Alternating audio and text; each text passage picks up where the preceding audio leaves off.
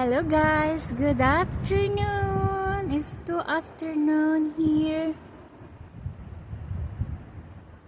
Ayan yung view.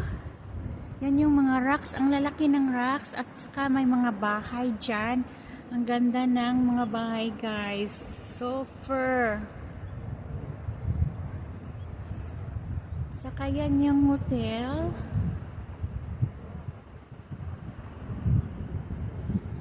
Ayan. So, dito kami kumain. Napaganda ng pagkain guys sa restaurant na to. So, kung sino yung gustong pumunta dito, pwede rin kayo guys. So, yan yung simbahan. Pupunta kami dyan.